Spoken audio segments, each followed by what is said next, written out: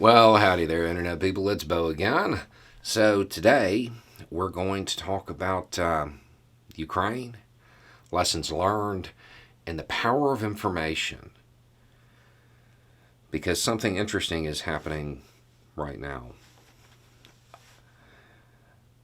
The events in Ukraine have already provided lessons learned to the United States to the point where it has shifted the way the U.S. is training its people.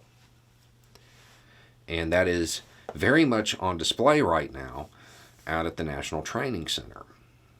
Now, if you don't know, there's a place called the National Training Center where the United States is constantly at war with fake countries, made-up countries.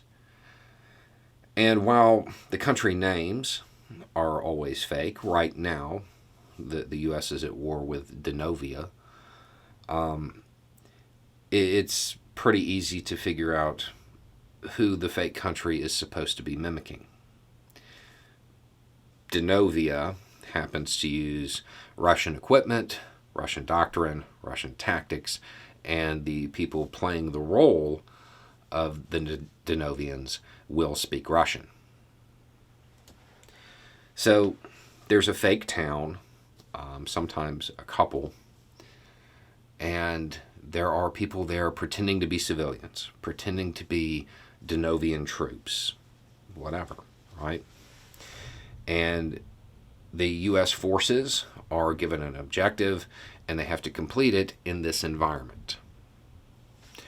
Okay, so there's already a bunch of lessons learned that have made it into this scenario, this mythical war with Denovia. There were two that I found really interesting. The first is just to highlight something, because I think most people, especially people watching this channel, know that this is happening. I'm not sure that people understand the frequency with which it is occurring. American forces are now being trained to fight an opposition force, Denovia, who has no problem shelling urban civilian areas. So U.S. urban combat training now includes fighting an opposition force that has no problem with artillery and missile strikes on civilian areas. Russia has been engaging in this behavior to such a degree that it has literally made it into U.S. training. I think that's worth noting. Now, the real thing that I found just incredibly fascinating is that the Denovians are all going to have cell phones. The Denovian forces, the Denovian civilians, they will all have cell phones. And they will be trying to manufacture a narrative. Information operations are now part of this. The civilians or the Denovian forces will be filming American troops, trying to get clips that they can take out of context and put onto a social media platform like Twitter, and frame a narrative around it. Perhaps U.S. forces engage Denovian forces, and somebody loyal to the Denovian side manages to get a clip of the forces laying on the ground after all the weapons have been policed up. Or a tank breaks down. Look how incompetent the Americans are. And all of this will be uploaded to this fake social media, and this is all going to be kind of war gamed. It's interesting that the U.S. now feels that this is such an important part of conflict that it's becoming part of the scenarios to this degree.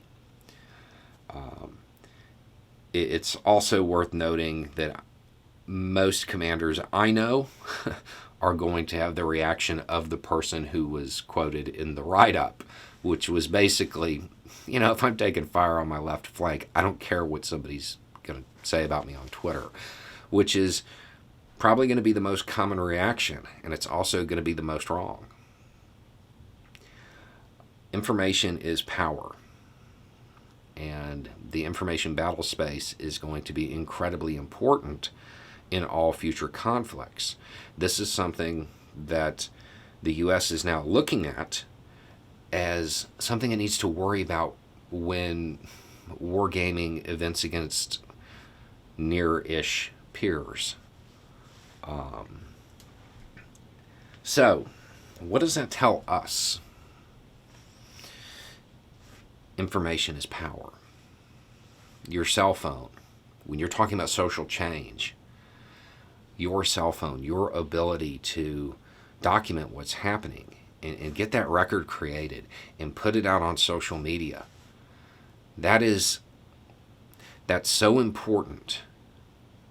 It changes the outcome of events so much that it's now become part of training for combined arms commanders in the U.S. military. If you ever feel like your activity online doesn't do anything, it doesn't mean anything, it doesn't accomplish anything, this should show you you're wrong. Individual people creating these clips is part of the scenario. The reality is that social media has handed individual people, non-state actors, the same power to generate propaganda, negative or positive, that until very recently was really kind of the realm of the state actor. It wasn't something that the average person could do.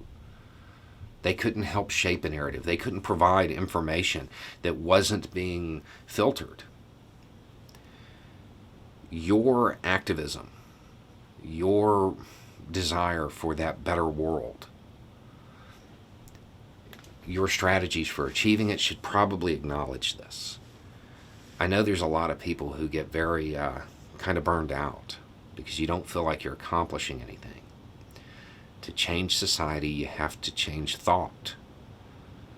And it's important enough, social media is important enough a tool in that regard, that the U.S. military is now wargaming how to counter it.